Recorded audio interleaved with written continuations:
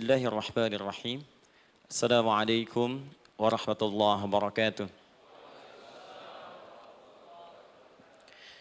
Alhamdulillah. Wassalatu wassalamu ala rasulillah wa ala alihi wa sahbihi wa man wala wa ba'du. Faya ibadallah, usi nafsi wa iyyakum bitaqwallahi faqad fazal muttaqun. Fala tamutunna illa wa antum muslimun. Faqala ta'ala, ya ayyuhalladzina amanu taqullaha haqqa tuqatih wa la tamutunna illa wa antum muslimun. Saudara-saudariku hadirin sekalian, terkhusus barangkali seluruh dari stakeholder PT Pertamina EP, khususnya Pak Nanang Abdul Manaf, sahabat kami.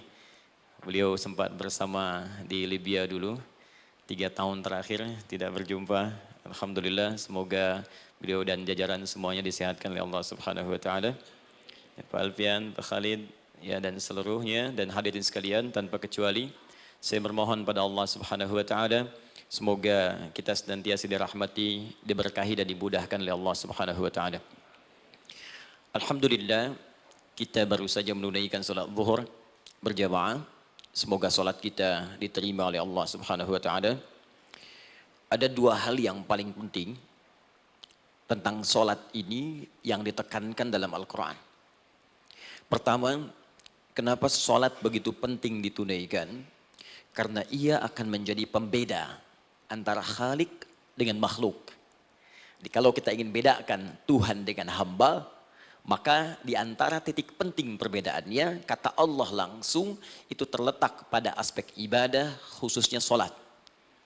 Karena itu ketika Nabi Musa alaihi salam berkenan kemudian langsung diperintahkan oleh Allah sehingga disebut dengan kalimullah yang diajak bicara dan diperkenalkan tentang esensi ketuhanan Allah, maka disebutkan perintah langsung oleh Allah untuk menyembahnya dalam bentuk salat. Al-Quran surah ke-20 Taha ayat ke-14. Kata Allah, innani anallahu la ilaha illa ana fa'budni wa aqimis salata li dzikri. Ya Musa, tidak ada Tuhan kata Allah selain saya. Ya, maka jika engkau telah tahu saya Tuhan, bedanya Tuhan dengan makhluk, fa'budni, maka kewajiban engkau sebagai makhluk menyembah saya. Bagaimana caranya ya Allah, kata Musa? Kata Allah, wa aqimis salata, rahmatullah. Wa aqimis salata li dzikri. Maka cara menyembahku itu adalah dengan salat. Karena itu semua nabi dan rasul, bahkan sebelum Nabi Muhammad SAW, diperintahkan oleh Allah untuk mengajak umatnya seluruhnya untuk salat. Ya, Nabi Isa alaihissalam salat. Anda buka Quran surah 19 Maryam ayat 31 sampai 33. Nabi Ismail alaihissalam, ya kakeknya Nabi ke-29, salat. Bahkan meminta keluarganya salat. Quran surah ke-19 ayat 55. Wa kana ya'muru ahlahu bis salat. Nabi Zakaria, saudaranya Imran, salat. Quran surah ketiga, ya, ayat ke-38 sampai dengan 39. Ayat 39-nya tegas mengatakan, "Fanadathu malaika wa huwa qa'imun yusalli fil mihrab." Jadi kalau kita urutkan dari Nabi Muhammad SAW sampai Nabi Adam alaihissalam, semua menunaikan salat kepada Allah Subhanahu wa taala. Ya, Muhammad bin Abdullah bin Abdul Muttalib bin Hashim bin Abdul Manaf bin Qusay bin Murrah bin Kilab bin Ka'ab bin Ghalib bin Fihir bin Malik bin Nadar bin Kinana bin Khuzaimah bin Mudrikah bin Ilyas bin Nizar bin Mudar bin Ma'ad bin Adnan bin Addi bin Adri bin Muqawwam bin Nagur bin Tarikh bin Ya'rub bin Yasjub bin Nabit bin Ismail alaihissalam bin Ibrahim alaihissalam bin Azar atau bin Nahur bin Abir bin Kinan bin Arfakhshad bin Sam bin Nuh alaihissalam bin Mihlail Matushala bin Kinan bin Anwas bin Thith bin Adam alaihissalam. Dari Nabi Muhammad SAW sampai Nabi Adam semua salat. Coba ulangi. Nanti dalil singkatnya dari Quran surah keempat ayat 163, paling kiri sebelah atas di mushaf. Inna auhayna ilaika kama auhayna ila Nuhin wan nabiyyin min ba'di. Muhammad, apa yang kami telah wahyukan kepadamu sudah pernah pula kami sampaikan kepada Nuh alaihissalam dan nabi-nabi setelahnya. Kenapa tidak disebutkan Adam sebelumnya? Karena Adam itu nabi bukan rasul. Nabi diberikan risalah untuk pribadi dan kalangan dekatnya, rasul diberikan risalah tugas untuk mengajak umat. Kenapa Nabi Adam bukan rasul? Karena zaman Nabi Adam belum ada umat. Siapa yang mau diajak? Ya? Ini bagian pertama. Jadi kalau kita hari ini masih mendapat kesempatan sholat, alhamdulillah, ini artinya sampai hari ini kita masih benar-benar manusia. Kan kalau ada orang yang kemudian tidak mau beribadah apalagi sholat, terkhusus ketika dia beriman, maka penting dipertanyakan, masihkah ada iman dalam dirinya? Karena itu kata Allah dalam Al-Quran, surah ke-8 ayat yang kedua, aku akan perdengarkan namaku, sehingga ketika disebutkan itu, kita bisa menguji adakah getaran iman dalam jiwa kita. Quran surah 8 Al-Anfal ayat kedua. Innamal mu'minuna alladzina idza dzukirallahu wajilat qulubuhum. Sungguh orang yang masih punya iman itu, kalau diperdengarkan nama Allah kepadanya, akan ada getaran dalam jiwanya. Karena itu setiap hari 5 kali diperdengarkan nama Allah. Untuk menguji di jiwa kita masih ada iman tidak? Bahkan dari bangun tidur, bayangkan waktunya dibagi sempurna persis. Dari mulai subuh baru bangun, menjelang ke siang, mau berakhir siang ke sore, sore pindah ke maghrib, hilang kemudian muncul gelap malam. 5 kali persis dibagi waktu.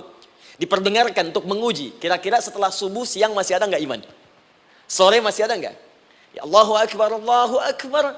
Karena itu kalau iman masih ada melekat di jiwa kita, demi Allah saya katakan, begitu kita mendengar suara azan, pasti hati kita akan mengatakan, Allahu Akbar, Allahu Akbar. Wih, sudah azan ya? Pernah begitu?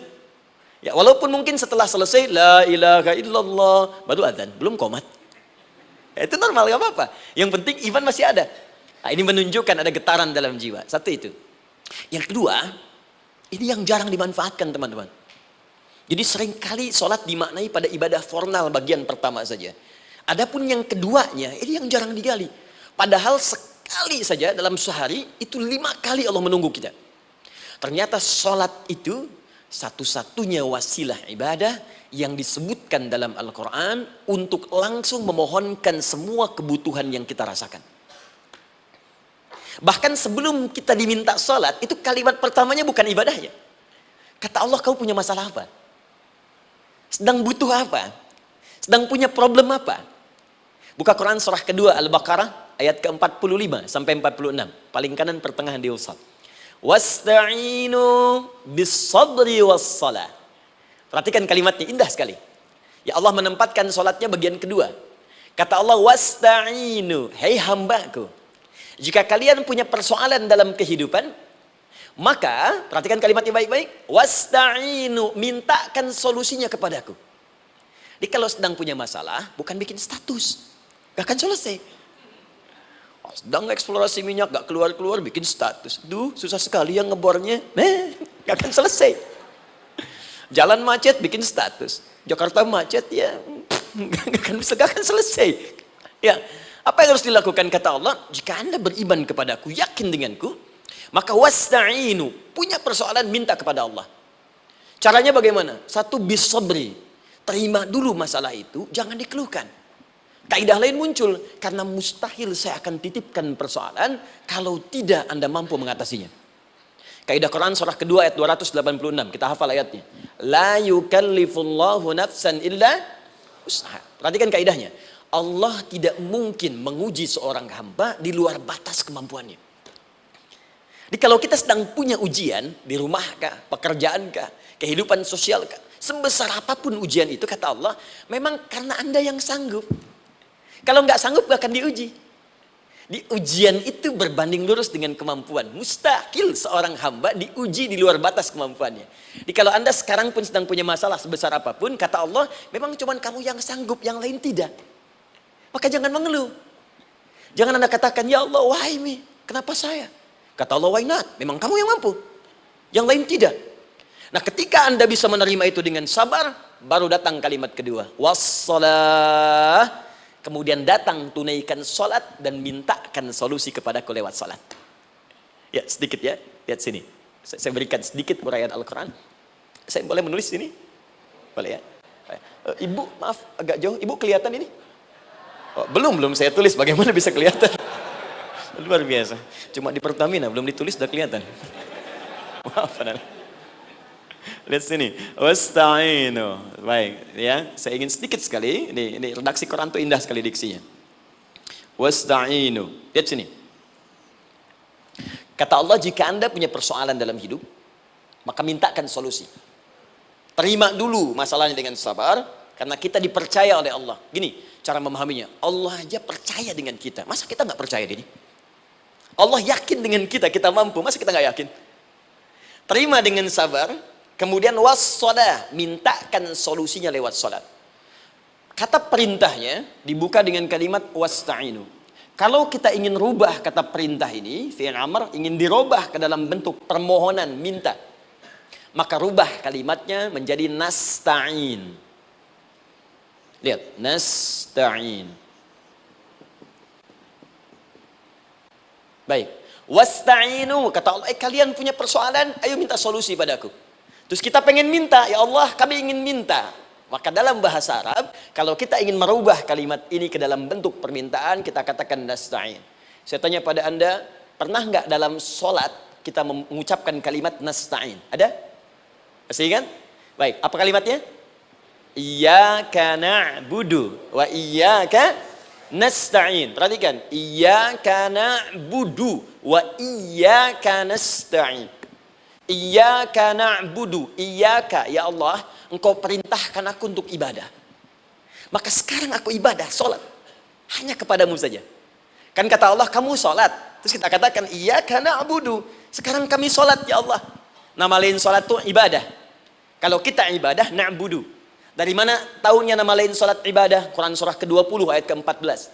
Fa'budni wa aqimis sholat li dzikri. Ibadah kepadaku, caranya sholat.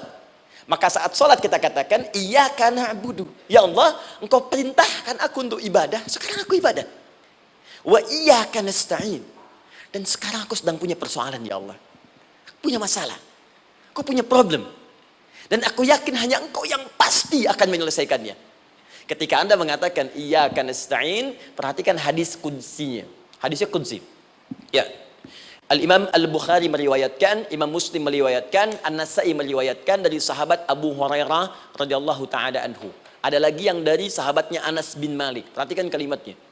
Idza qala al-'abdu iyyaka na'budu wa iyyaka nasta'in, jika hambaku dalam salatnya benar membacanya, benar dari awal salatnya sampai dengan kalimat iyyaka na'budu wa iyyaka nasta'in, ya Allah, sekarang aku ibadah kepadamu dan sekarang aku punya persoalan. Aku mohonkan solusinya darimu. Kata Allah, hadza baini wa baina 'abdi. Ini perjanjian antara aku dengan hambaku. Wali 'abdi. Hadisnya qudsi. Wali 'abdi, kalau hambaku benar salatnya sampai kalimat ini, masa'alah. Apapun yang dia minta sekarang, aku akan kabulkan. Aku akan kabulkan. Pertanyaan saya, berapa di antara kita yang sholat sampai detik ini, ribuan kali ruku dan sujud, yang memanfaatkan momentum ini untuk memohon? Siapa di antara kita yang ketika sholat memohon kepada Allah solusi? Jangan-jangan selama ini sholat itu hanya menjadi formalitas saja.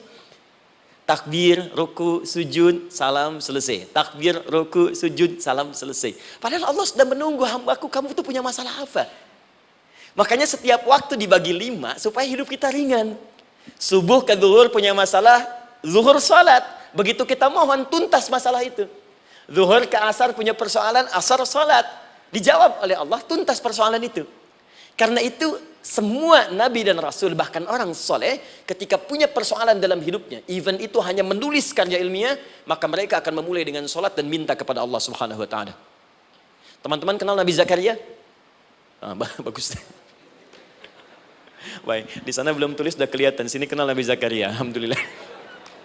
Tapi nggak apa-apa. Saya ke Sukabumi, Pak. Ada yang kenal Fir'aun? Kenal Fir'aun, kenal, bagus. Sukabumi hubun dunia, suka itu hubun, bumi itu dunia. Baik. Teman-teman, Nabi Zakaria itu diuji oleh Allah. Maaf, belum punya keturunan. Dan semua nabi punya ujian. Jadi jangankan kita, nabi aja yang jelas surganya punya ujian. Ya, Anda pernah sakit, Nabi Ayub sakitnya lebih parah dari kita. Ya, Anda di keluarga belum ada keturunan, Nabi Zakaria pernah lebih daripada kita. Sampai rambutnya memutih, fisiknya sudah letih, dan menurut medis, maaf sekali, istrinya divonis tidak mungkin punya keturunan, monofus dan mandul, mustahil.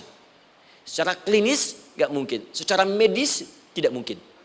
Maka Allah tunjukkan satu isyarat yang sangat luar biasa. Jika Anda mendapati situasi makhluk mengatakan ini mustahil dan sudah angkat tangan, ini tanda pertama dari Allah, langsung tinggalkan pendapat manusia, langsung memohon kepada Allah.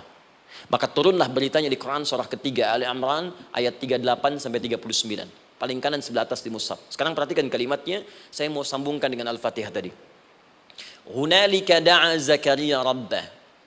Di mihrabnya Nabi Zakaria salat bermohon kepada Allah. Qala rabbi habli min ladunka dzurriyyatan thayyibah. Kemudian ia berdoa, Rabbi habli, ya Allah yang maha memberi tanpa batas. Ini adab pertama, kalau teman-teman mau berdoa, sebut nama Allah sesuai dengan hajat kebutuhan kita. Itu yang disebut dengan al-asma'ul husna. Di asma'ul husna itu bukan nama-nama indah yang sekedar dihafal, bukan. Tapi nama yang diberikan oleh Allah sesuai dengan kebutuhan hidup kita. Dalilnya Quran surah ke-17 ayat 110. Ya, paling kanan sebelah atas di mushaf, ke pertengahan. Ya, kata Allah, Qulid Allah. Jika Anda punya persoalan, sebut nama Allah. Allah Awir Rahman atau Ar-Rahman. Ayyamma tad'u, tapi kalau Anda ingin spesifik meminta, falahul asmaul husna. Pilih nama Allah, ia punya nama-nama yang indah sesuai kebutuhan kita. Jadi kalau teman-teman misalnya minta kelancaran rezeki, sebut ya Allah ya Razzaq. Anak mau ujian, ya Allah ya Al-Alim. Di proyek misalnya ada hambatan, ada gangguan, ya Allah ya Al-Jabbar ya Al-Malik. Ingin mudah mengatasi ujian, ya Allah ya Sabar. Minta. Ya, jangan semuanya disebutkan, nanti jadi beban. Ya, Allahumma ya Rahman ya Al-Malik ya Al-Quddus ya Sabar, gitu kan? Yang tadinya nggak punya masalah jadi punya masalah, gitu kan? Pilih salah satu. Nah, jika Anda ingin memohon pada satu hal yang mustahil menurut manusia, maka minta dengan menyebut nama Allah yang memberi tanpa batas, mustahil di dalamnya. Nama Allah tersebut namanya Wahhab. Wahhab. Ya Allah, ya Wahhab. Al-Wahhab. Kalau kita rubah dalam bentuk permintaan, maka singkat kalimatnya dengan hab. Hab. Untuk sendiri habli, untuk banyakkan hablana. Rabbana hablana min azwajina wa dzurriyyatina qurrata a'yun. Nabi Zakaria minta karena sendiri yang mengalami situasi itu, maka beliau katakan, Rabbi habli. Ya Allah, habli min ladunka. Ya Allah yang tak punya batas dalam pemberian. Mereka mengatakan aku tak akan punya keturunan. Mereka mengatakan mustahil aku punya anak.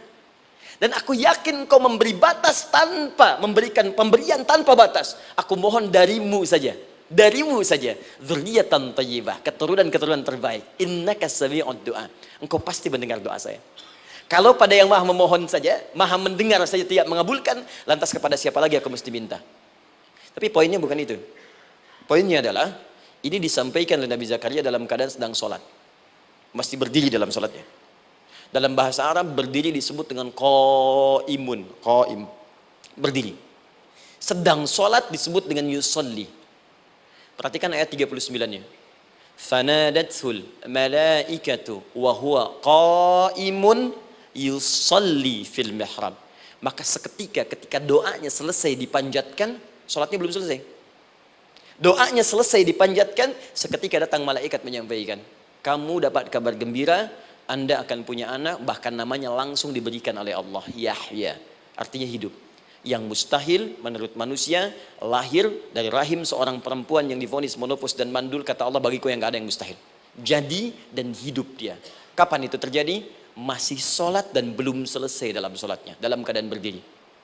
Sekarang saya tanya Anda, kita membaca iyyaka na'budu wa iyyaka nasta'in dalam keadaan ruku atau sujud? Sujud, berdiri. Berdiri teman-teman. Betul kan? Dalam keadaan berdiri saat baca Al-Fatihah.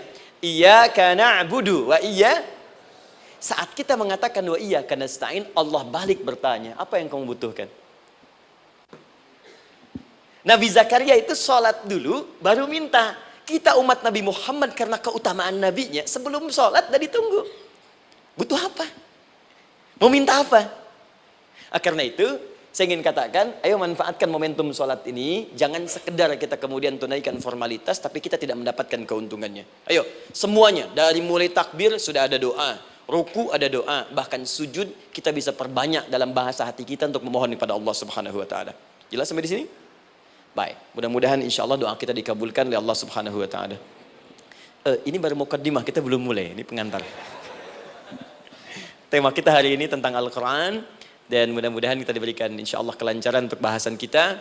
Dan topik ini insya Allah akan memberikan banyak manfaat dari apa yang kita kerjakan dalam keseharian kita. Saya mohon izin untuk melambatkan bacaan karena tadi hanya mengantarkan saja. Teman-teman, kenapa mesti Al-Quran? Apa esensi Al-Quran? Dan kenapa Al-Quran diwahyukan pada Nabi Muhammad SAW? Apakah khusus untuk sekedar dibaca? Atau ada satu nilai yang sangat penting yang justru itu mengandung nilai mukjizat yang paling dalam dari Al-Quran? Yuk kita mulai dengan Al-Quran surah kedua Al-Baqarah ayat ke-38. Paling kanan sebelah atas. Disambungkan dengan Quran surah kedua ayat 185. Paling kiri pertengahan di mushaf. Quran surah kedua ayat 38 dengan Quran surah kedua ayat 185. Saya mulai dari kisah Nabi Adam. Saya pelan-pelan. Nabi Adam saat diciptakan oleh Allah, kemudian diberikan informasi bahwa beliau akan bertugas di bumi, beraktivitas di bumi. Disampaikan di Quran surah kedua ayat 30, paling kiri sebelah atas. Wa idh qala rabbuka lil malaikati inni ja'ilun fil ardi khalifah. Kata Allah, dan pelajari, ingat ketika kami menyampaikan pada para malaikat, kami akan menugaskan satu makhluk manusia namanya Adam di bumi tugasnya. Untuk menjalani hidup di bumi. Nah, secara singkat, setelah Nabi Adam turun ke bumi di awal masa bersama Sayyidah Hawa, ya alaihi wassalam, maka ternyata bersamaan dengan turunnya Adam dan Hawa ke bumi itu, mereka berdua dibekali petunjuk. Yang dengan petunjuk itu, ini yang dahsyat.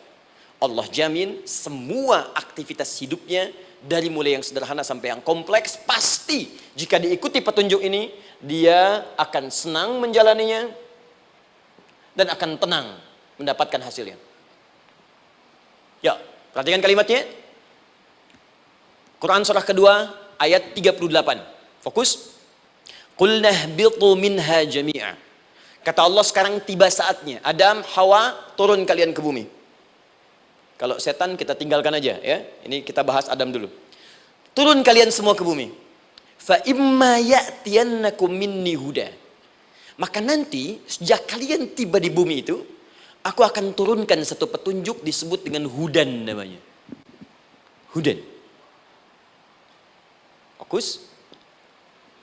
Faman tabi'a hudaya, maka jika Anda dan keturunanmu mengikuti semua detil di petunjuk ini, fala khaufun 'alaihim wala hum yahzanun, maka aku pastikan engkau dan seluruh keturunanmu akan menjalani hidup di muka bumi dengan tenang dan senang. Fala khauf, khauf itu gelisah, takut. Lawan dari takut apa? Tenang. Lawan dari gelisah, tenang. Kata Allah, jika Anda mengikuti tuntunan hidup yang ini, maka saya jamin semua hidupmu tenang. Walahum yahzanun, dan saya pastikan selama hidup di muka bumi itu, kalian tidak akan pernah bersedih. Senang. Lawan sedih, itu senang. Jadi ternyata kita itu diminta tugas di bumi itu bukan untuk dipersulit. Jadi kalau ada yang hidup sampai saat ini sedih, deh, di rumah tangga sedih, di kantor nggak tenang, pasti di antara poinnya bukan nggak mampu senang, tapi boleh jadi yang hidup ini tidak membaca petunjuk kehidupannya.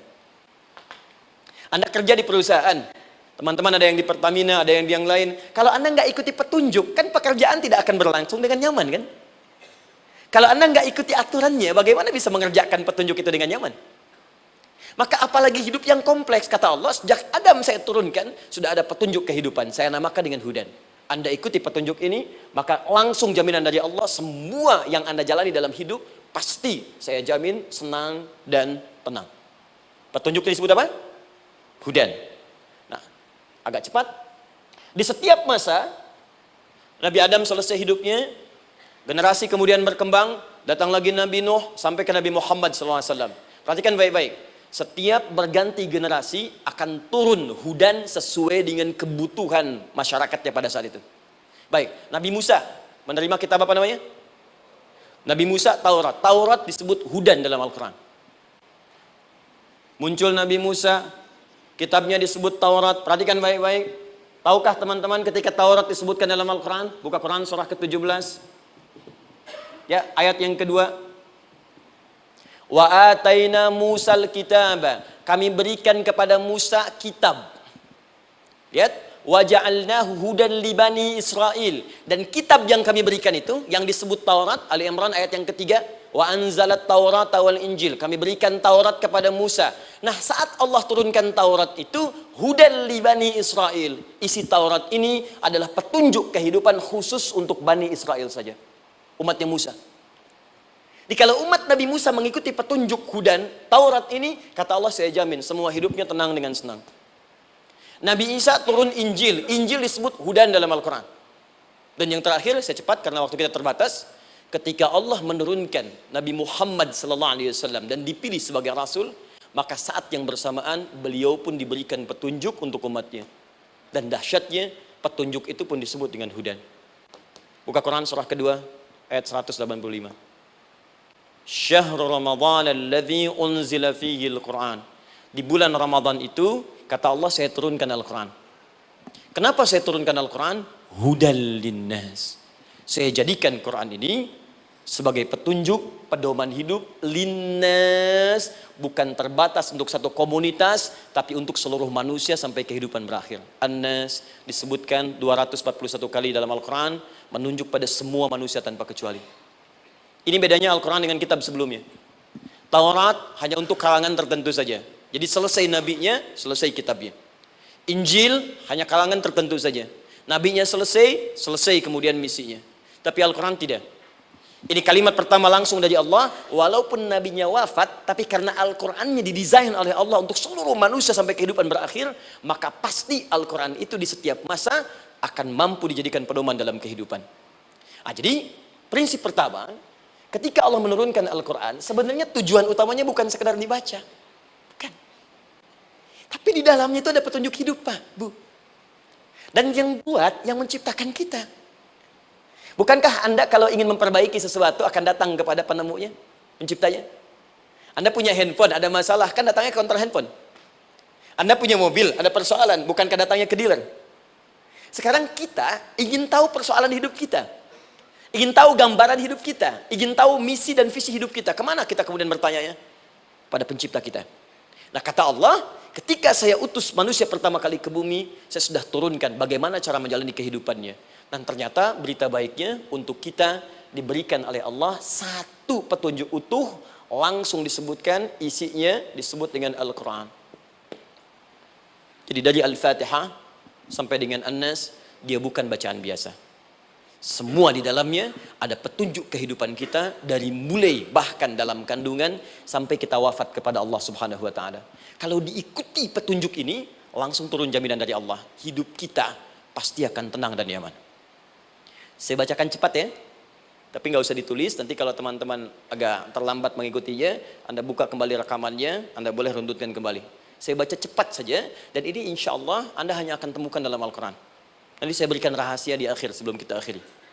Yuk, satu, Anda silahkan bandingkan dengan buku manapun, referensi manapun, Anda hanya akan temukan dalam Al-Quran. Dari sejak sebelum lahir, bagi perempuan yang tengah mengandung, langsung Allah berikan tuntunan bagaimana agar kandungan itu berjalan dengan sehat, nyaman, dan mudah ke persalinan. Quran surah ke-7 ayat 189. Perkembangannya bisa diamati dan dicek kemudian, ya baik ke dokter atau yang lain. Nanti perkembangannya disebutkan di Quran surah ke-22 ayat ke-5. Dirinci lagi di Quran surah ke-23 ayat 11 dari 9 sampai dengan 13.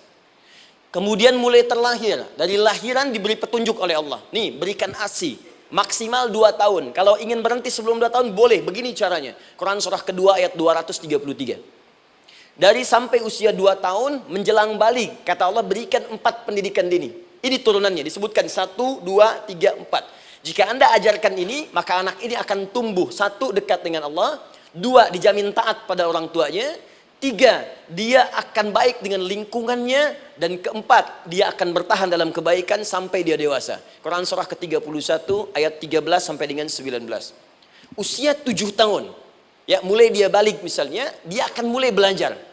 Bagaimana cara belajar yang baik supaya cepat paham, gampang mengerti. Turun Quran surah ke-9 ayat 122. Amalannya di Quran surah 96 ayat yang pertama. Kemudian rinciannya diturunkan di Quran surah kedua ayat 282 di ujung ayatnya. Lalu bagaimana mencari sekolah yang bagus, majlis yang baik, guru-guru yang baik, diturunkan Quran surah ke-58 ayat ke-11. Dicontohkan tentang Maryam dan Nabi Isa alaihissalam di Quran surah ketiga ayat 35 sampai dengan 37. Naik lagi, dia mulai dewasa, ya, mulai bergaul, bahkan kadang-kadang merantau, punya tempat komunitas berbeda. Bagaimana supaya dia bergaul tidak terpengaruhi oleh lingkungan yang tidak baik. Maaf ya, kadang-kadang ibu yang sudah mengandung, melahirkan, ayah mencari nafkah, tiba-tiba anak pergi bahkan ke kampus, ke sekolah, dapat teman yang gak bagus, pulang-pulang mengecewakan Anda. Dan bagaimana menemukan tempat-tempat yang baik untuk bisa menjaga perilaku anak ini? Ditemukan nanti di Quran surah ke-49 ayat ke-13-nya. Dirinci perkembangannya di Quran surah ke-12 Yusuf ayat 2 sampai dengan ayat 29-nya. Sampai ketika dia akan mulai kemudian menikah. Kata Allah, pilih pasangan yang baik dengan ta'aruf, berikan mahar yang sempurna. Quran surah ke-4 ayat ke-4. Kemudian dia mulai menikah. Kata Allah, sebelum menikah, pelajari dulu fikih nikah. Banyak orang yang menikah tapi karena tidak belajar tentang persoalan rumah tangga, apa yang akan terjadi di rumah tangganya. Detil Pak, Bu. Kata Allah, ini kalau kamu berbuat begini akan ada miskomunikasi. Kalau ada miskomunikasi persoalannya akan begini, solusinya begini. Maka diturunkan dasarnya di Quran surah ke-30 ayat 21, detilnya di Quran surah ke-4 ayat 34 sampai dengan 35. Paling kiri sebelah atas sampai dengan ke tengahnya. Anda berlanjut, diterangkan oleh Allah, hei, tugas suami saat mulai pertama kali menikah, maka tugas yang pertama siapkan untuk mencari nafkah. Bagaimana caranya ya Allah? Diturunkan oleh Allah. Satu, jangan takut kehilangan rizki. Jangan pernah mencuri, jangan pernah ngambil punya orang, karena punya kamu akan saya berikan sempurna. Kamu ngambil punya orang, maka kamu akan menyulitkan diri sendiri. Itu akan dikembalikan pada yang berhak. Ya, turun Quran surah ke-51 ayat 22. Dirinci, begini cara nyarinya. Quran surah kedua ayat 168. Kalau Anda ingin cepat baru bergerak, rizkinya sudah dapat. Quran surah kedua ayat 172. Ada yang dahsyat, dia belum keluar, rizkinya yang mendatangi dia. Jadi nanti di Al-Quran ada 8 jenis rizki. Di antara yang paling hebat, ada yang belum Anda datang, rizkinya sudah menjemput. Ada orang mendatangi rizki, ada rizki mendatangi dia. Contoh, Al-Imam Asy-Syafi'i sedang berdiskusi dengan Imam Malik gurunya. Kata Imam Asy-Syafi'i, Syekh, rizki itu mesti saya cari dulu, baru kita dapat. Kata gurunya, ya Syafi'i, ada rizki yang cukup kita beramal dekat kepada Allah, dia akan datang tanpa kita cari dengan ikhtiar manusia.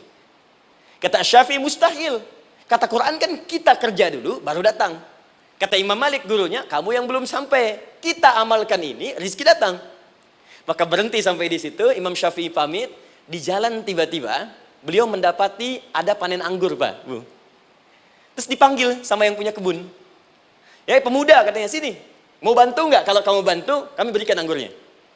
Maka beliau bantu, panen, petik, sampai setelah selesai diberikan anggur yang besar-besar, hanum. Senyum, senang beliau. Ternyata senangnya bukan karena dapat anggur. Senangnya karena merasa pendapatnya benar. Kalau saya nggak bantu panen ini, nggak akan dapat saya anggur. Cuma karena saya bantu, saya diberi ini. Maka rasa senangnya inilah dibawa kemudian kepada gurunya, ingin laporan. Tapi perhatikan adabnya. Dia tidak mengatakan, guru, nih saya benar. Kalau saya nggak ikut panen, nggak dapat saya ini. Perhatikan kalimat Asy-Syafi'i. Guru, tadi saya di jalan, dipanggil oleh pemilik kebun, ikut panen anggur. Begitu saya bantu, saya diberikan anggur ini. Beliau tekankan dengan kalimat yang kencang pada kalimat, begitu saya bantu, saya dapat anggur ini. Imam Malik tersenyum mengatakan, Masya Allah Syafi'i luar biasa. Ini siang begitu panasnya. Tadi saya mau keluar ngajar, terfikir di benak saya, Allah kalau ada anggur yang besar-besar, enak rasanya. Tiba-tiba kamu datang bawa anggur. Ini Imam Syafi'i kerja dapat sesuatu, Imam Malik terfikir sesuatu, datang rezeki. Itu ada di Quran surah ke-7, teman-teman, ayat ke-96, paling kanan sebelah atas di mushafnya. Baik, teruskan dulu. Ya, Anda dalam mencari kerja, ingat, kalau Allah yang sampaikan pasti terjadi. Jangan dikira mudah. Kata Allah akan ada persaingan, akan ada kadang-kadang singgungan, akan ada tantangan. Maka mulai petakan tantangan apa yang akan Anda lalui saat Anda mulai mencari nafkah itu. Maka turun Quran surah kedua ayat 214, paling kanan sebelah bawah. Am hasibtum an tadkhulul jannata. Hei, apa kamu mudah begitu saja mengira akan sukses dalam pekerjaanmu? Bahkan bisa diartikan surga, ingin masuk surga. Walamma ya'tikum mathalul ladzina khalau min qablikum. Sebelum engkau diuji seperti orang sukses dulu pernah sukses. Lihat mereka. Nggak ada orang sukses yang instan. Cuman balikan telapak tangan dapat, tidak. Kata Allah, lihat orang-orang dulu. Lihat orang-orang hebat dulu, bagaimana mereka bisa kaya, bisa sukses, bisa punya posisi. Masat umul ba'sa, petakan olehmu tantangan apa yang akan dihadapi saat engkau bekerja itu. Satu, kata Allah ba'sun, ada yang ringan. Ya, ba's. Ba'sa, jama' dari kata ba'sun. Dua, dara. Ini sudah menengah, jama' dari kata durun. Tiga, zilzal. Ini yang paling tinggi puncaknya. Jadi kalau Anda sudah mendapatkan ini, yakinlah. Berarti Anda akan mendapatkan posisi yang tinggi. Karena mustahil orang besar diuji dengan ujian yang kecil. Zilzal. Ini bagian ketiga. Ba'sa, ba'sun. Mulai. Kira-kira tantangan-tantangan ringan apa saja yang akan Anda hadapi? Ya, kalau saya contohkan misalnya dengan contoh yang lain singkat. Anda mau ke masjid, ingin konsisten, mulai hijrah, ingin dekat dengan Allah. Tiba-tiba yang tadinya nggak mau ke masjid, mulai ke masjid, diuji dengan hujan. Hujan kecil, rintik-rintik, shower. Begitu hujan, orang Arab mengatakan kalau hujannya bisa lewat tanpa payung pun, orang Arab mengatakan la ba'sa. La ba'sa ini ringan. Orang kita sambungin, labas. Dari bahasa Arab, lewat. Nah, jadi kalau Anda mau berangkat nih, siap bekerja, siap hadapi tantangan. Baru mau lewat hujan kecil, berarti itu tantangan kecil kita lewati. Macet, petakan, cari jalan yang kemudian sempurna, jalan yang kosong, buka Google-nya, buka Waze-nya, buka map-nya, cari. Jadi kalau pada yang kecil aja belum kita lewati, bagaimana mendapatkan yang besar? Anda mau ke masjid, dikasih hujan kecil, mau berangkat gak jadi. Papa, kenapa gak jadi? Hujan mah, kan ada payung, takut riak. Setelah itu darwa, maaf, tantangan fisik. Kadang-kadang mulai ke fisik, mulai mengganggu. Ya, maaf, dirincikan kemudian oleh Al-Quran. Turun Quran surah ke-21, ayat 87 sampai 88, kisah Nabi Yunus alaihissalam. Yunus beraktivitas, bekerja, bukan berarti nggak ada tantangan. Kadang-kadang dibawa, kadang-kadang diusir, kadang-kadang Anda dapat misalnya proyek, kadang-kadang sudah mulai masukkan tender, tiba-tiba gagal, diserobot orang. Kadang-kadang orang yang dapat, Anda yang ngajukan, itu biasa. Kata Allah itu biasa, bukan cuma Anda, yang lain pun ada. Bukankah Allah ajarkan kisah Sayyidah Hajar alaihissalam dengan Ismail? Bukankah bolak-balik naik Safa Marwah, kadang di atas, kadang di bawah, kadang lihat peluang, sampai Marwah ternyata bukan air. Terkadang Anda yang bekerja, tim yang lain yang mendapatkan, karena kerja keras Anda, bisa jadi terjadi. Bukankah yang kerja keras Hajar, yang dapat Ismail? Mungkin Anda yang konsep, yang dapat minyaknya orang lain. Mungkin Anda yang kerja, kan yang suksesnya teman Anda, gak ada masalah. Dan itu kemudian akan bermanfaat bagi Anda. Tidak mungkin, setiap keringat yang keluar dari diri kita, mustahil, kecuali akan melahirkan manfaat yang kembali pada diri kita. Tantangan. Tapi yang paling dahsyat, ini yang gak ditemukan. Di sebagian referensi yang kita baca. Ketika Allah menjelaskan semua tahapan-tahapan tantangan ini, sampai ke puncaknya zilzal. Zilzal itu kalau bahasa sekarang gempa.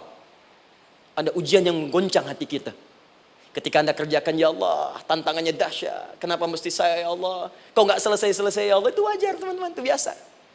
Kata Allah, orang dulu saja mengatakan, mata nasrullah, kapan ini selesai?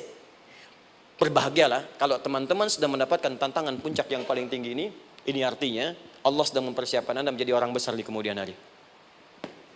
Dan cara mengatasinya diturunkan Quran surah ketiga ayat 142, paling kiri sebelah atas. Perhatikan dahsyatnya. Yang pertama diterangkan tantangannya, yang kedua dijelaskan cara mengatasinya. Saya mau berhenti sampai di titik ini, nanti saya terangkan cara berinteraksi dengan Al-Quran. Ya, perhatikan baik-baik.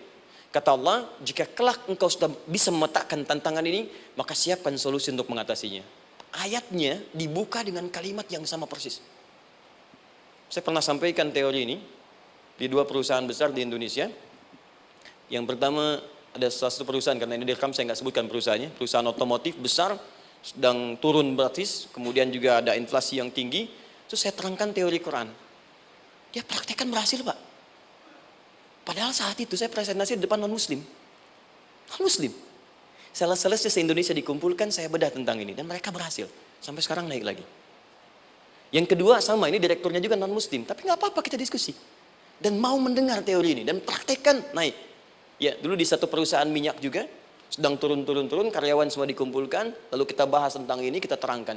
Yang ini yang paling menarik dari Al-Quran. Kalimatnya sama persis. Quran surah ketiga ayat 142. Am hasibtum an tadkhulul jannata.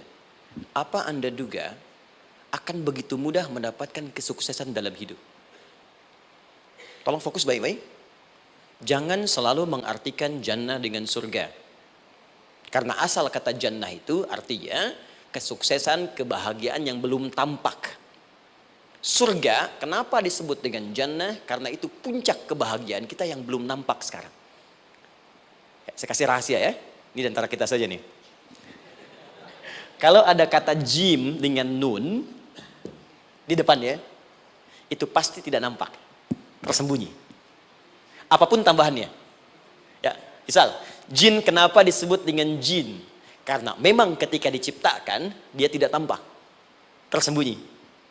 Lawannya ins. Karena itu kita disebut ins. Karena saat lahir kita tampak. 18 kali disebutkan dalam Al-Quran. Ya ma'syaral jinni wal ins. Wa ma khalaqtul jinna wal ins. Jadi jin disebut jin karena memang fitrahnya tersembunyi. Gak nampak. Jadi kalau ada jin melakukan penampakan, itu jin sedang kena masalah. Sedang keluar dari fitrah. Sama dengan manusia, harusnya tampak. Jadi kalau ada manusia yang senang sembunyi-sembunyi, dia sama dengan, bukan saya yang bilang, sedang punya masalah. Ke kantor, sembunyi-sembunyi. Hati-hati Pak Alfian tuh. Biasa ada pintu depan, masuk pintu belakang.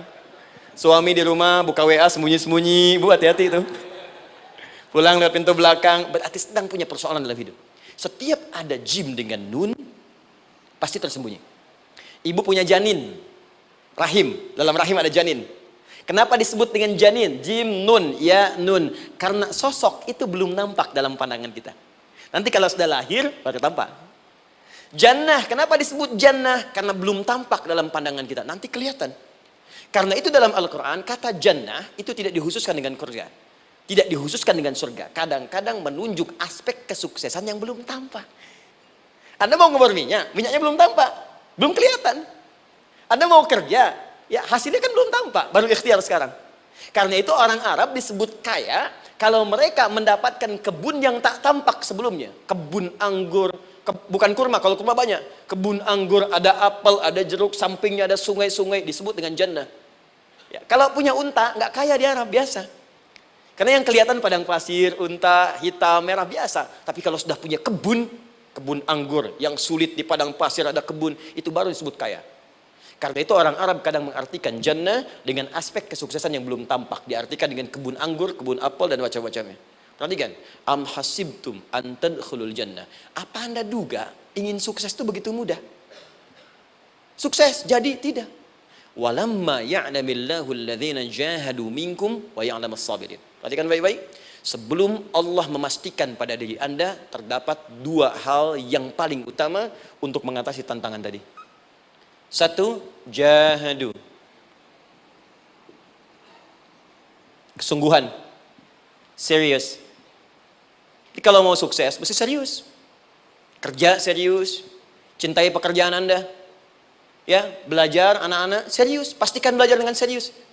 Jangan cuma anak-anak duduk paling belakang, nggak pernah nanya, kadang ngantuk, pulang, ujian, besoknya mau ujian, baru belajar. Ya, sistem SKS, sistem kebut. Ya, kadang-kadang sejam, Bu, Pak. Saya pernah ada orang di luar ngadu waktu di Libya, Ustadz, gimana ini orang Indonesia? Kenapa? Saya belajar 3 bulan, besok mau ujian. Teman antum orang Indonesia pinjam catatan saya, baru semalam. Dia dapat 8, saya 7,5. Saya bilang, Anda belum tahu sistem SKS itu. Baik, ya. Tapi itu bukan solusi. Begitu ujian selesai, ilmu lupa. Itu poinnya. Jadi kalau hanya sekedar ilmu dipakai untuk ujian, pada prakteknya nggak akan terpakai. Ini banyak anak sekolah sekarang hanya belajar untuk ujian saja. Padahal kalau dipraktekkan, kadang kaitan dengan agama tinggi, Bu, Pak. Fisika itu dengan agama itu tinggi. Gaya F1 sama dengan F2, gaya gerak sama dengan gaya dorong. Gaya sedikit, maka keluarnya sedikit. Pukul kencang, bunyinya kencang. Imannya kalau kuat, amalan jadi banyak. Iman sedikit, amal pun sedikit. F berbanding lurus dengan P, hukum Pascal. Gaya berbanding lurus dengan tekanan. Masuk bab akhlak. Makin banyak gaya, makin banyak tertekan. Nah itulah. Gaji 5 juta, gaya 10 juta. Kan? Ini serius. Serius. Di divisi apapun Anda, saya 3 sepekan lalu lah. Takziah ke tempatnya yang Habibie. Terus diminta tausiah di sana. Dan saya perhatikan beliau termasuk yang paling serius ketika diberikan tugas apapun. Gak pernah diberikan amanah kecuali mencintai pekerjaan itu. Yang Habibie demikian. Ciri orang sukses itu serius. Tapi keseriusan itu, kata Allah petakan jadi 3 bagian lagi. Karena jahadu itu punya 3 turunan kata. 1, keseriusan merencanakan, disebut ijtihad namanya. Punya rencana. Mappingnya apa? Stepnya apa? Oke, Anda ingin kerjakan sebuah proyek, baik, proyeknya berlangsung berapa lama? Target kita apa? Jangka panjangnya, menengahnya, jangka pendeknya. Kemudian apa tantangan yang akan dihadapi di setiap tahapan-tahapannya? Selesaikan. Bahkan saking pentingnya tahap perencanaan ini ditunjukkan oleh Allah langsung lewat sholat. Teman-teman masih ingat sholat pertama yang kita kerjakan setiap hari, sholat apa namanya? Subuh. Apa artinya subuh? Tuh, ini masalahnya. Ini kata Al-Quran sendiri ya, kata Al-Quran sendiri. Nanti akan ditemukan orang yang ibadah tidak paham apa yang dikerjakan dan dilakukan dalam ibadahnya. Contoh sholat. Kata Allah akan ada orang sholat yang saat sholat tidak mengerti apa yang ia baca dan ia lakukan dalam sholatnya. Jujur tanyakan pada diri kita. Sampai detik ini, dari sekian ribuan kali ruku dan sujud, berapa persen bacaan sholat yang kita pahami? Jangan-jangan kita ruku tapi nggak ngerti yang dibaca. Sujud tak paham yang diungkapkan. Bagaimana bisa khusyuk?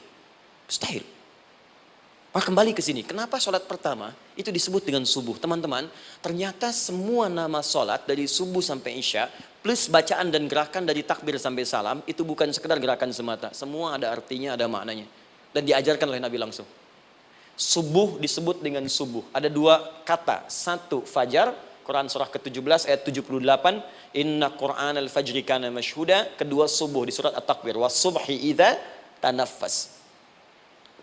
Kenapa disebut fajar? Fajar itu pancaran positif, pancaran kebaikan. Jadi kalau yang baik disebut fajar. Kalau yang jelek disebut fujur. Fujur ada di Quran surah 91 ayat 7 sampai 8. Wa nafsi wa ma sawwaha fa'alhamaha fujuraha wa taqwaha. Fujur itu rambatan, gelombang buruk yang muncul dari nafsu.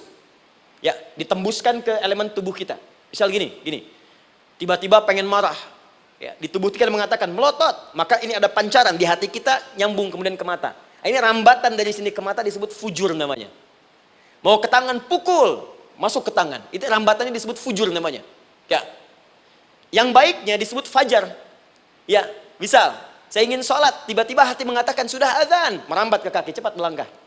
Cepat wudhu. Nah, itu rambatannya disebut fajar namanya. Atau infajar. Ini pasti ada, ya. Fujur nama lainnya nafsu. Disebutkan 115 kali dalam Al-Quran. Takwa, rambatan fajar, sumbernya takwa. Disebutkan 115 kali dalam Al-Quran. Di jiwa kita ada takwa, ada nafsu. Takwa yang dorong malaikat, disebutkan 88 kali dalam Al-Quran. Nafsu yang dorong setan, disebutkan sama 88 kali. Di setiap Anda akan mengerjakan satu hal, pasti akan yang mendorong pada yang baik, akan mencegah dari yang baik itu nafsu. Pasti itu. Pak Alfian mau tanda tangan proyek. Tiba-tiba disodorkan, Pak, ini Pak. Kok begini proyeknya? Perbaiki, karena ada yang nggak beres. Tapi fee-nya lumayan Pak, 1 miliar. Nggak bisa, jiwa takwa mengatakan jangan terima Pak. Bapak mengatakan maaf, ini jari tahiyat, gak akan pernah dipakai maksiat, perbaiki, datang lagi. Ini Pak, kok sama? Fee-nya diperbaiki Pak, 100 miliar. Nafsunya mulai berkata, terima. Takwanya bilang, jangan. Akhirnya beliau katakan, tangan tahiyat gak akan pernah dipakai maksiat. Tapi tunggu, saya istiqoroh dulu.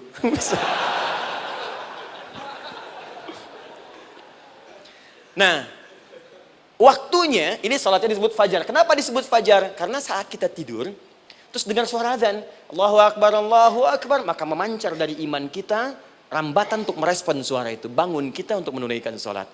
Waktunya disebut subuh. Kenapa disebut subuh? Dari kata asbah. Asbah itu artinya yang siap dengan rencana. Dia orang Islam tuh nggak ada yang bangun dari tidurnya kecuali punya rencana jelas yang akan dieksekusi di hari itu. Makanya sebelum kita bekerja mengeksekusi itu, kita datang menghadap Allah supaya Allah berikan kemudahan di setiap aktivitas kita. Coba lihat manajemen Nabi. Bukankah sebelum tidur beliau istighfar dulu? Dirinci pekerjaannya, dicatat yang akan dikerjakan besok, istighfar 70 kali, 100 kali, sehingga dengan istighfar saat tidurnya tenang. Coba kita biasakan. Ada yang baca Quran, ada yang istighfar. Kalau nggak percaya silahkan cek. Begitu Anda lakukan, tidurnya enak.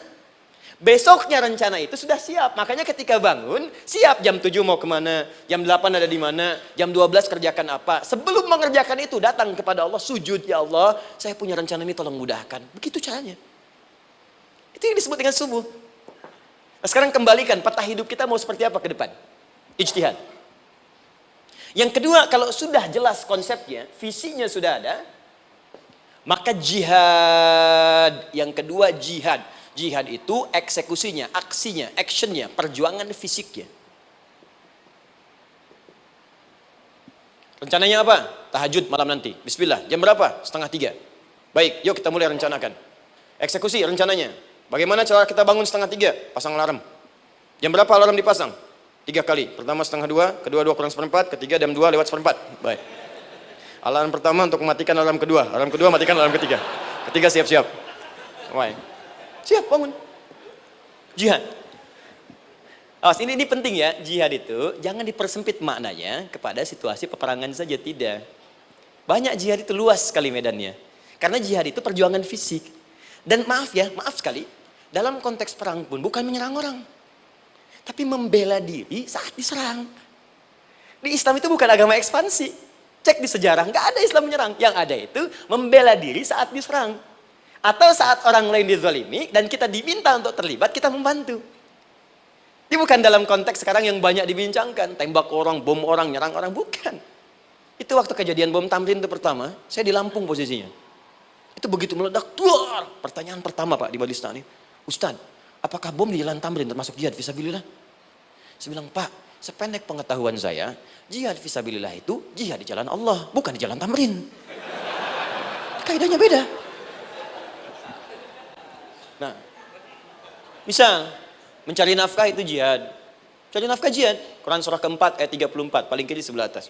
Tugas pertama ketika menikah kata Allah, ar-rijalu qawwamuna 'alan nisa. Setiap lelaki itu diminta oleh Allah untuk mengatur bagian rumah tangganya. Jadi pemimpin di rumah tangganya. Ya bima faddalallahu ba'dahum 'ala ba'din, karena diberikan kemampuan untuk memimpin. Di pemimpin itu ada di suami. Dan ciri khas pemimpin, Bu, biasanya ciri khas pemimpin apa, Bu? Bukan tegas, bukan. Ciri khas pemimpin itu tidak mau dipimpin. Makanya kalau ada sesuatu, masukkan lewat usulan, jangan beri saran. Kalau saran susah, itu pemimpin. Baik, tapi yang paling luar biasa kata Allah, perhatikan kalimatnya indah sekali. Wa bima anfaqu min amwalihim. Saya berikan tugas untuk mencari nafkah. Ketika seorang lelaki bertugas mencari nafkah, ingat ya, konteks apapun, kalau perempuan nanti bekerja bukan nafkah poinnya. Bisa hobi, ya, bisa aktivitas, tapi nafkah kalau sudah menikah itu ada pada suami. Perempuan tidak. Kalaupun tidak dilarang perempuan bekerja, tidak. Sayyidah Aisyah mengajar, ada yang para sahabiah jadi perawat, ya, ada yang pengajar. Banyak dulu sahabat Nabi yang perempuan mengajar. Ya, kan ada pelajaran-pelajaran khusus perempuan.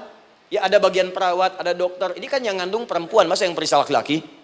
Ya, ada bagian perempuan tertentu. Itu silakan bekerja boleh, tapi nafkah laki-laki. Begitu lelaki meniatkan pekerjaannya karena Allah untuk mencari nafkah, itu setiap langkahnya jihad fisabilillah. Wafat, syahid. Maaf ya, apakah selama Anda bekerja sudah diniatkan ibadah? Jangan-jangan cuma kerja aja. Kalau cuma kerja, apa bedanya Anda dengan yang belum beriman? Anda wafat juga. Kerja di gedung yang sama, berangkat menemukan kemacetan yang sama. Apa bedanya iman kita dengan yang lain?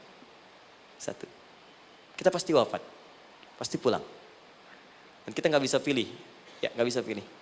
Antum bisa duluan, saya belakangan mungkin. Atau ditukar, saya belakangan, Anda duluan mungkin. Atau memang saya bisa duluan, ya, duluan menyolati Anda. Oke, paham ya? Jadi ibu di rumah jihad, Bu, pada anak, perawat, mengandung itu sudah jihad. Jika wafat dalam proses saya melahirkan atau sedang mengandung itu syahid. Itu jelas nggak ada perbedaan pendapat. Anak-anak yang sekolah niatkan ibadah, Bu, Pak.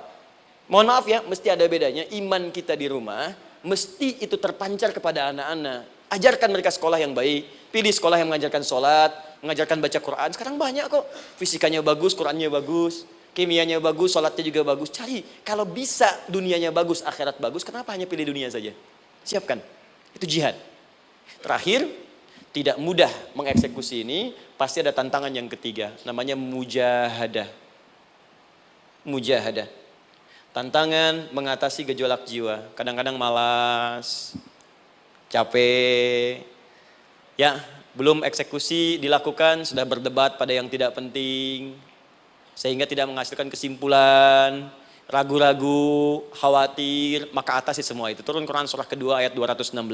Kutiba alaikumul qitalu wa huwa kurhul lakum. Kalau engkau sedang tidak nyaman, maka perangi ketidaknyamanan itu jika engkau ingin mendapatkan kesuksesan yang telah engkau cita-citakan. Asa an takrahu syai'an fa huwa khairul lakum. Boleh jadi apa yang engkau tidak rasakan sekarang, engkau rasakan gak enak, gak nyaman, di balik itu Allah sedang siapkan sesuatu yang lebih baik untukmu. Wa asa an tuhibbu syai'an fa huwa syarrul lakum. Mungkin yang engkau harap-harap sekarang boleh jadi itu belum baik untukmu sekarang. Allahu ya'lamu wa antum la ta'lamun, karena Allah lebih tahu masa depan, engkau pikiranmu pendek sampai di sini saja.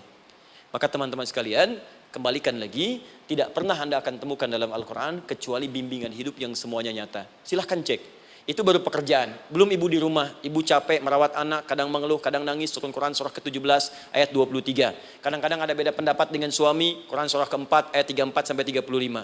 Masalah kondangan saja, Pak, bisa beda pendapat. Ya. Ya, Pak, kan ada family gathering malam. Mama pakai baju apa ya? Hijau apa yang biru? Masya Allah, kata Anda biru bagus, mah. Kata Mama kayaknya hijau deh, Pak. Tuh. Nanya tapi udah punya jawaban. Ya, bagus kalau dipakai, begitu keluar kuning. Naik lagi, Anda udah 40 tahun, anak masih ada, turun Quran surah ke-46 ayat 15. Kemudian naik lagi sampai Anda sepuh, sampai kembali ke keadaan tidak normal seperti anak-anak lagi, Quran surah ke-22 ayat ke-5. Sampai ada amalan, kalau Anda jangan kira Anda akan hidup selamanya, Anda pasti wafat. Quran surah ke-3 ayat 185. Bahkan diajarkan kalau wafatnya ingin enak, begini caranya. Pelajari Pak, jangan cuma dunia, kita akan meninggal. Ini ada di Quran, kalau pengen meninggalnya enak, begini caranya. Ya kalau nggak percaya silahkan amalkan, nanti kita akan lihat di akhir. Ya. Betul, akan kelihatan. Quran surah ke-89 ayat 27 sampai 30.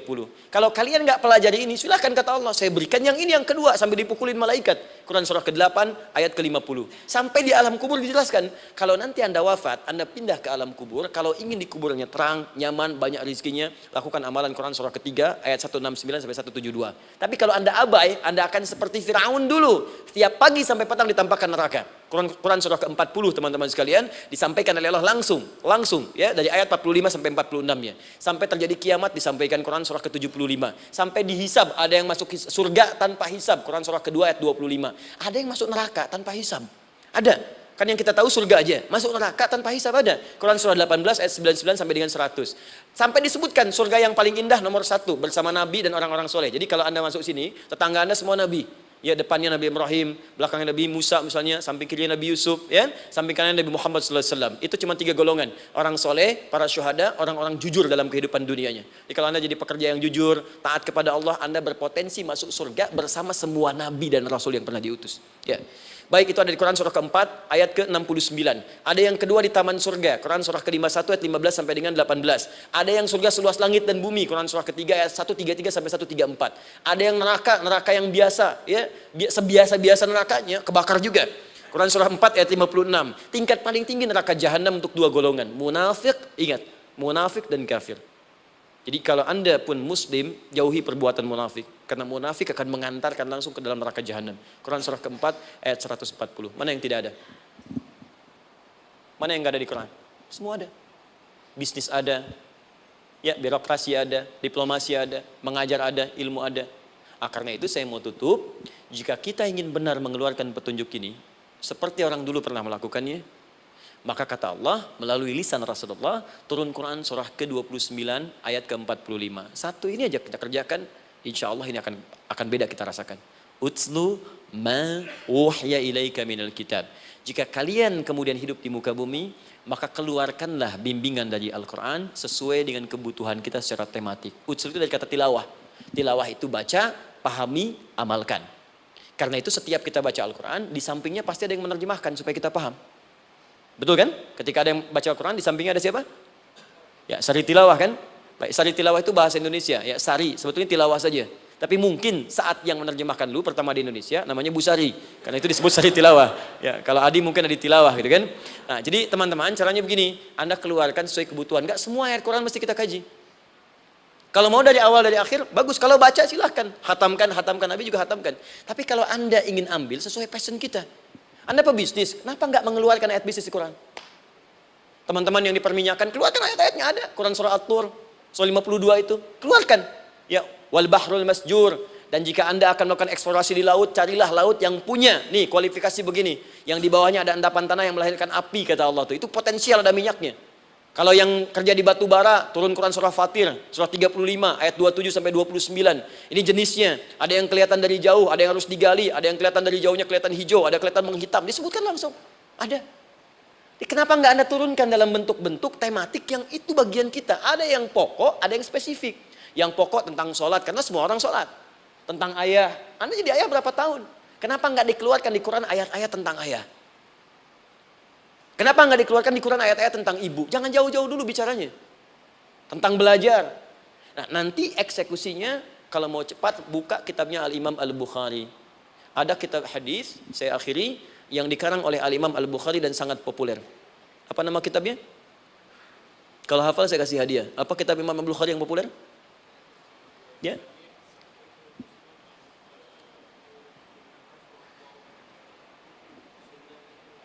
Taib, Anda saya kasih hadiah umrah.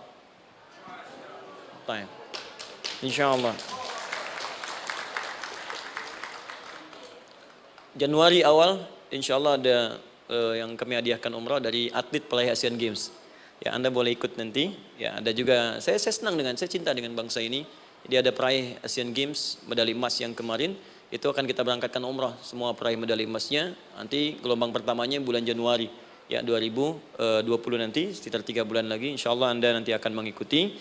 Ada juga nanti dari kalangan Polri, ada TNI juga yang akan ikut dan saya sertakan. Baik. Al-Jami As-Sahih Al-Musnad Al-Mukhtasar min umuri Rasulillah sallallahu alaihi wasallam wa sunanihi wa ayyami. Itu namanya. Ayo ulangi. Disingkat Sahih Al-Bukhari. Kenapa saya bacakan lengkap? Bukan karena singkatannya, tapi banyak orang sekarang baca buku, baca kitab hanya langsung ke isinya.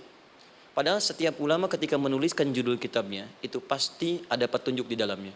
Kata Imam Al-Bukhari, Al-Jami As-Sahih. Kitab ini saya buat sebagai petunjuk umum miniatur kehidupan Nabi yang bisa kita ambil hikmahnya sekarang. Jadi kalau kita pengen tahu bimbingan Nabi di masa lalu, supaya kita terapkan sekarang, buka kitab saya ini. Semuanya mustad bersambung kepada Nabi. Sahih saya pastikan, saya teliti satu-satu. Al-Mukhtasar, saya persingkat gak bertele-tele. Nah ini poinnya. Min umuri Rasulullah SAW wa sunani wa ayyamihi. Ini semua pekerjaan Nabi selama 24 jam. Secara singkat saya tutup dibagi 97 pembahasan. Setiap 97 pembahasan, satu babnya itu berisi bimbingan hadis-hadis Nabi. Di situ ada bab tentang bisnis, kitabut tijarah. Bab tentang ilmu, kitabul ilmi. Bab bahkan tentang sakit, kalau pengen cepat sembuh apa? Kitabul marid. Bab tentang pemerintahan, kitabul imarah. Bab tentang penguatan iman, supaya naik gak turun-turun, kitabul iman. Anda tinggal pilih profesi apa, cari Sahih Al-Bukhari, harganya murah. Maaf, dibandingkan pulsa Anda pun masih murah kitab Al-Bukhari. Ya, beli 4 jilid cuma 350.000 yang bahasa Arab saja. Ya, kalau mau terjemahan, cari terjemahannya. Ya, dapatkan itu, keluarkan babnya sesuai profesi kita. Itu ketika dibuka kitab ini, yang pertama muncul ayat Quran dulu. Ini ayatnya, ini hadisnya. Ini ayatnya, ini hadisnya.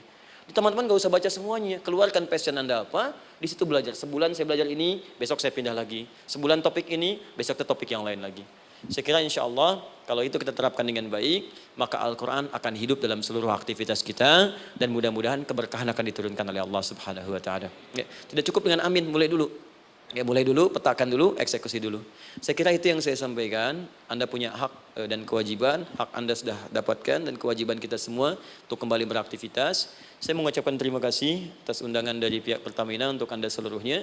Saya ingin tanya, kalau jamaah di sini ada berapa kurang lebih? Kurang lebih yang rutin 500 ada 550. Baik, nanti saya hadiahkan mushaf sebanyak 550. Ya, dan itu nanti setiap ada kajian atau zuhur salat Anda bisa baca di sini, baca mushafnya. Kemudian yang kedua, saya nanti berikan buku untuk bacaan. Ya, itu buku yang saya berikan insyaallah tentang manusia.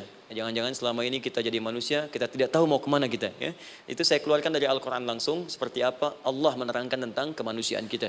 Saya juga hadiahkan sejumlah yang sama, 550. Nanti satu orang bisa mendapatkan satu-satu.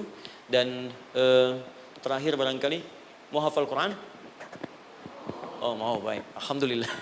Alhamdulillah. Saya berikan mushafnya yang spesial. Nanti kita mulai dengan 10 juz dulu ya. Nanti saya berikan At-Taisir yang 10 juz. Itu ada mudah untuk bisa menghafal Quran. Mulai dari 10 juz dulu, nanti bisa disempurnakan. Saya berikan 550 Quran khusus untuk dijadikan sebagai hafalan. Nanti cara menghafalnya bisa dibuka saja di YouTube. Nanti di situ ada cara kami menjelaskan. Dan bulan depan kita ada karantina akbar. Jadi menghafal Quran dalam 30 hari. Alhamdulillah angkatan pertama sudah selesai. Ada yang hafal 24 hari, 23 hari. 30 juz, bukan juz 30 ya. Ada yang 30 hari, ya ada juga. Sekarang sedang gelombang kedua, Mudah-mudahan di Pertamina ini juga insya Allah dalam proses bekerja ada juga yang menghafal dan hafal Quran insya Allah ya. Saya kira itu, nanti pulang dari sini dikabari. Kalau ada mobil disiapkan, kalau tidak ada kami juga coba antarkan. Nanti kami siapkan dan mudah-mudahan bisa bermanfaat untuk teman-teman. Kalau ada yang bisa saya lakukan untuk bersinergi di sini, untuk membuat teman-teman lebih dekat dengan Allah, sampaikan dan saya dengan senang hati. Ya, saya datang sendiri, tulis sendiri, nerangin sendiri, ngapus sendiri, gitu kan. Terus juga berikan apa yang Anda butuhkan. Kalau dengan semua itu Anda belum juga dekat dengan Allah, ya saya harus bagaimana lagi gitu kan. Baik. Kita berdoa, mudah-mudahan doa kita dikabulkan Allah. Ada 3 cara berdoa. Pertama cukup dengan hamdalah kalau singkat. Kedua kalau ada perselisihan, kifaratul majlis. Dan yang ketiga, kadang Nabi berdoa, sahabat mengikuti dalam momentum yang khusus. Saya ingin menggabungkan ketiganya. Mudah-mudahan dengan itu keberkahan diberikan luas kepada kita semua. Alhamdulillahi Rabbil Alamin. Hamdan syakirin, hamdan na'imin. حمدا يوافي نعمه ويكافئ مزيدا يا ربنا لك الحمد ولك الشكر كما ينبغي لجلال وجهك الكريم ولعظيم سلطانك اللهم صل وسلم وبارك على رسولك الكريم نبيك الامين سيدنا محمد وعلى اله وصحبه اجمعين اللهم ربنا لا تدع لنا في مقامنا هذا وفي كل مقام ذنبا الا غفرته ya Allah kami mohon jika ada satupun di antara kami saat ini yang hadir membawa ya Allah dosa-dosa dalam dirinya, jangan biarkan yang meninggalkan tempat ini kecuali Engkau telah ampuni segala dosa-dosanya. Wala hamman illa farajtah. Ya Allah, jika ada di antara kami yang tengah hadir saat ini ada kegelisahan dalam jiwanya, maka mohon jangan biarkan yang meninggalkan tempat ini kecuali Engkau telah tenangkan keadaan hatinya. Allahumma wala asran illa yassartah. Ya Allah, jika ada di antara kami yang tengah mengalami kesulitan baik di pekerjaannya, kehidupan rumah tangganya, maka dengan keikhlasan amalnya, ya Allah angkat dan ringankan segala kesulitannya. Allahumma wala maridan illa syafaitah. Jika ada di antara kami yang tengah Engkau uji dengan penyakit seberat apapun, maka mohon angkat dan sembuhkan segala penyakitnya. Allahumma yassir lana umurana wa la tu'assir alaina. Ya Allah, mudahkan semua urusan kami, jangan berikan kadar ujian yang tidak kami sanggup mengatasinya ya arhamar rahimin. Allahumma alif baina qulubina ati anfusana taqwaha wa zakki anta khairu man zakkaha anta waliyuha wa maulaha. Ya Allah, mohon lembutkan hati kami untuk saling bersaudara dalam kebaikan. Jauhkan kami dari perpecahan ya Allah, dan bersihkan jiwa kami agar kami bersih keadaan jiwa untuk bisa beramal dalam kebaikan dengan mendapatkan ridhamu. Allahumma rabbana atina fid dunya hasanah wa fil akhirati hasanatan wa qina adzabannar. Ya Allah, kami mohon anugerahkan segala kebaikan di muka bumi ini yang mampu kami raih, dan berikan kami segala kemuliaan di akhirat yang mampu kami dapatkan, dan mohon jauhkan kami dari segala ya Allah murka dan neraka-Mu. Allahumma barik lana ya Allah fi ailatina wa fi amalina ya Allah wa fi kulli ya Allah hayatina. Ya Allah, kami mohon anugerahkan keberkahan dalam kehidupan keluarga kami, di kantor, di pekerjaan kami, dan seluruh tahapan kehidupan yang akan kami lalui. Bi fadlika subhana rabbika rabbil izzati amma yasifun wa salamun alal mursalin subhanakallahumma wa bihamdika asyhadu an la ilaha illa anta nastaghfiruka wa natubu ilaik wa akhiru da'wana alhamdulillahi rabbil alamin. Thumma assalamu alaikum warahmatullahi wabarakatuh.